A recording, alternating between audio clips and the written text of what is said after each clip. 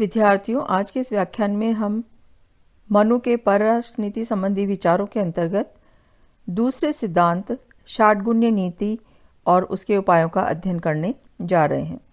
षाटगुण्य का आशय है 6 लक्षणों वाली नीति। इस नीति के अंतर्गत यह बतलाया गया है कि राज्य द्वारा अलग अलग परिस्थितियों में दूसरे राज्यों के प्रति किस प्रकार की नीति अपनाई जानी चाहिए। षाटगुण्य नीति वैदेशिक संबंधों के क्षेत्र में विवेक सम्मत विकल्पों का विवेचन करती है। मनु ने राजा को परामर्श दिया है कि वह परिस्थितियों पर विवेक पूर्वक विचार करते हुए अन्य राज्यों के साथ संबंधों में इन 6 स्थितियों में से अलग अलग विकल्पों का चयन करे। षाटगुण्य नीति के 6 लक्षण या 6 स्थितियां इस प्रकार हैं: संधि, विग्रह, यान, आसन, द्वेधीभाव और संश्रय। संधि: यदि राजा को यह संभावना लगे कि इस राज्य के साथ मैत्री संबंध स्थापित करने पर तात्कालिक रूप से या भविष्य में लाभ प्राप्त होंगे, तो उसे संबंधित राज्य के साथ मैत्री कर लेनी चाहिए। इस मैत्री संबंध को ही मनु ने संधि का नाम दिया है। मनु ने संधि के 2 प्रकार बतलाए हैं: समान कर्म संधि अर्थात समान शक्तियों के बीच संधि, और असमान कर्म संधि अर्थात असमान शक्तियों के बीच संधि। षाटगुण्य नीति की दूसरी नीति है विग्रह। विग्रह का अर्थ युद्ध है। दूसरे राज्य पर विजय प्राप्त करने अथवा उसे पीड़ित करने की इच्छा से विग्रह की स्थिति को अपनाया जा सकता है।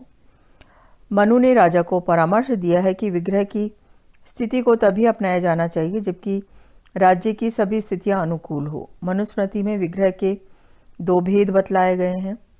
शत्रु पक्ष की कमजोरियों का ज्ञान प्राप्त करके शत्रु पर विजय प्राप्त करने के लिए विग्रह को अपनाया जाए तो यह विग्रह का प्रथम रूप है। विग्रह का दूसरा रूप वह है जिसमें मित्रों पर किए गए आक्रमण के प्रतिकार में विग्रह को अपनाया जाता है।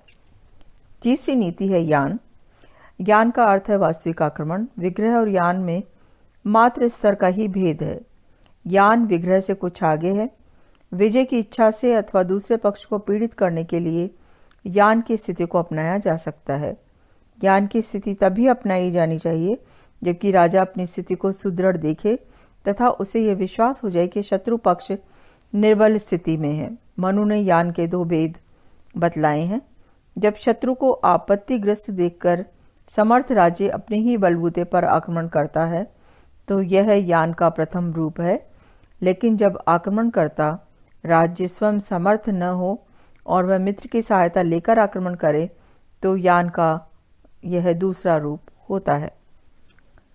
चौथी नीति है आसन। अमैत्रीपूर्ण संबंध होने पर भी युद्ध की स्थिति को न अपनाकर थोड़े समय के लिए तटस्थता या उदासीनता और उपेक्षा की नीति को अपनाना आसन है। आसन अल्पकाल के लिए अपनाई जाने वाली स्थिति है। आसन को अपनाने का उद्देश्य है शत्रु को शांत रखना तथा स्वयं अधिक शक्ति अर्जित करना। मनु ने आसन के 2 रूप बतलाए हैं। प्रथम सेना या कोष के क्षीण हो जाने पर अपनाया गया आसन, द्वितीय मित्र के अनुरोध पर अपनाया गया आसन भाव। 5वीं नीति है द्वेधी भाव।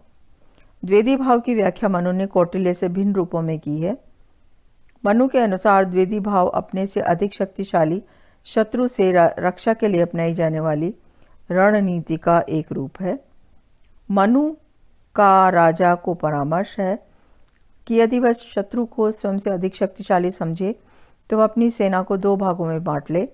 सेनापति के अधीन सेना का कुछ भाग शत्रु पक्ष की सेना को रोके रखने का कार्य करे तथा शेष सेना के साथ राजा दुर्ग या अन्य किसी सुरक्षित स्थान पर रहते हुए मित्रों आदि की सहायता से शक्ति का संचय करे। षाटगुण्य नीति का 6ठी नीति है संश्रय। संश्रय का अर्थ बलवान का आश्रय दिए जाने से है।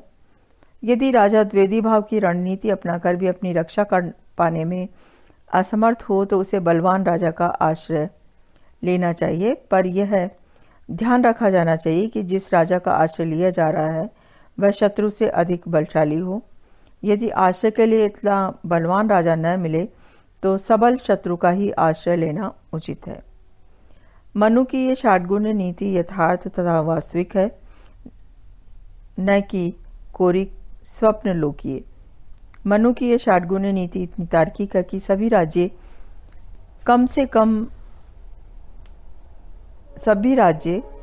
कम या अधिक रूप में इस पर आचरण करते रहते हैं।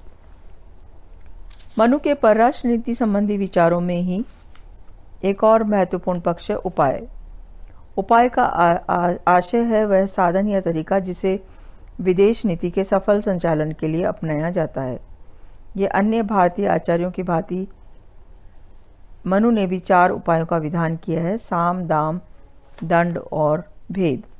साम का अर्थ है प्रेम प्रदर्शन, सम्मान देकर या समझा बुझाकर दूसरे राजा को अपने पक्ष में करने का प्रयत्न करना। यह नीति सामान्यतः निर्बल विपक्षी के प्रसंग में ही अपनाई जा सकती है। दाम, प्रतिपक्षी को धन संपत्ति अथवा अन्य किसी रूप में सहायता देकर उसे अपने अनुकूल बनाने का उपाय दाम कहलाता है। भेद का अर्थ है फूट डालना, और मनु का विचार है कि सबल शत्रु राजा जिसके विरुद्ध युद्ध में विजय नहीं प्राप्त की जा सकती उसके प्रति भेद नीति को अपनाया जाना चाहिए। दंड का अर्थ है युद्ध, और मनु का विचार है कि दंड के उपाय का अनुसरण तभी किया जाना चाहिए जबकि अन्य 3 उपाय सार्थक सिद्ध न हो। दंड के उपाय को अंत में ही अपनाने का सुझाव इसलिए दिया गया है कि इस उपाय को अपनाने में स्वयं राजा को क्षति उठानी होती है। मनु का विचार है कि राजा साम, दाम और भेद की नीति का एक एक करके या सम्मिलित रूप से प्रयोग करके अन्य राज्यों को जीतने का प्रयत्न करे, युद्ध द्वारा नहीं, क्योंकि युद्ध से दोनों पक्षों का ही नाश हो जाता है। पर कतिपय परिस्थितियों में युद्ध अनिवार्य होता है, अतः जब आवश्यक हो तो निशंक होकर युद्ध का आश्रय लिया जाना चाहिए। मनु के अनुसार विजेता राजा द्वारा पराजित राजा के प्रति सहृदयता का व्यवहार किया जाना चाहिए। उसके द्वारा पराजित राज्य के लोगों के धर्म, रीति रिवाज, मर्यादाओं एवं परंपराओं का सम्मान किया जाना चाहिए, और पराजित राज्य की जनता को आघात पहुंचाने वाला कोई भी कार्य नहीं किया जाना चाहिए। राजा के ही देश में उत्पन्न हुए किसी सुयोग्य व्यक्ति को वहां का राजा नियुक्त कर दिया जाना चाहिए और उसके साथ संधि कर उसे मित्र बना लिया जाना चाहिए। मनु कहते हैं कि राजा की उन्नति स्वर्ण और भूमि से इतनी नहीं होगी जितनी कि भविष्य में दुर्बल राजा से सहायता प्राप्त होने की आशा से होती है। तो मनु के ये परराष्ट्र नीति संबंधी विचारों में षाटगुण्य नीति और उसके उपायों को यहाँ विवेचित करने का प्रयास किया गया है।